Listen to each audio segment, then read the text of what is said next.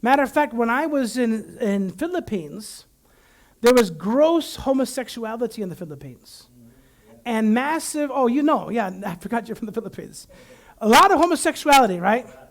Any mall you go to, you see some guy walking around like that, And where it comes from is the Catholic Church.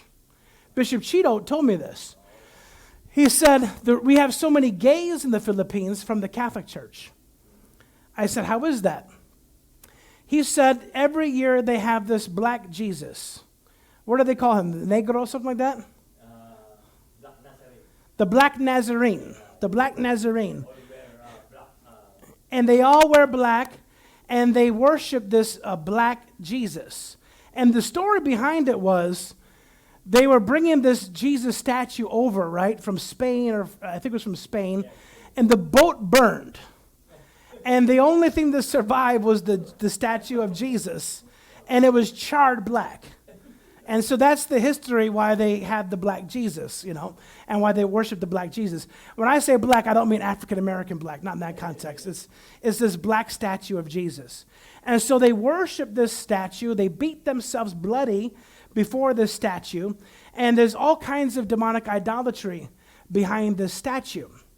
And I was told that they even had the statue of the black Jesus they keep it behind this big statue of the Virgin Mary.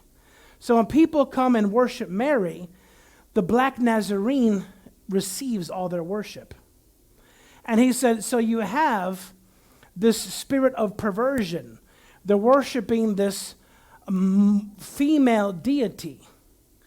And there's another entity behind it receiving the worship, this Black Nazarene.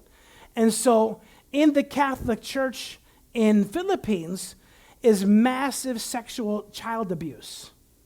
Matter of fact, when somebody is caught raping children that's a priest, they don't call the police and throw them in jail. The Catholic Church covers up, apologizes secretly to the parents, then takes the priest and sends him to the Philippines.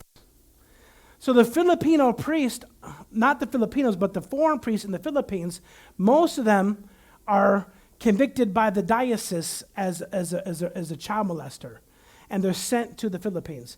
Why? Because they can continue to molest without getting arrested. So they're sent to the Philippines. Even President Duterte was molested by a priest. He talked about it on a press conference. He said he hates God, he don't believe in church, don't believe in religion, because he was molested and raped by the priest when he was a little altar boy. So I found out that homosexuality is so gross in the Philippines because of the idol worship. Idol worship. Thailand, ladyboy, homosexuality, very, very widespread all throughout Thailand. Thailand is the capital of statue worship in the world. In Thailand, every block, half a block, there's an idol. Every house, idol. Every store, idol. Every store you go to, everywhere you go, there's a full idol in front of the store to bring luck, to bring money. They got a full idol, and there's fruits. So in Thailand, every 10 steps to 15 steps, there's another idol with fruits, and another idol with fruits, another idol with fruit, all over the country. And in Thailand, you don't know who's a boy and who's a girl. The root of idolatry is sexual perversion. So people think they're worshiping a statue, but just like Christ is the image of God, idols are the image of demons. You understand that? Whether it's a Virgin Mary, whether it's a statue of Jesus, whether it's a Buddha or an icon. The Greek church uses the ikones, they call them. In the Greek Orthodox, they call them ikones. Ikones is the Greek word for icon. They don't use statues like the Catholic Church. They have paintings of the saints. And they parade around, they walk around with the big paintings of the saints, and they pray to the paintings of the saints. This is icons. This is idol worship. So whether you're Christian, Western, developed, when you worship graven images made with men's hands, you are worshiping actually demonic spirits. I'm not getting a lot of amens on this. If you're worshiping Buddha, you're worshiping the devil. If you're worshiping Allah, you're worshiping the 6th century moon god. Muhammad got the name Allah because Allah was the name of the moon god during the 6th century.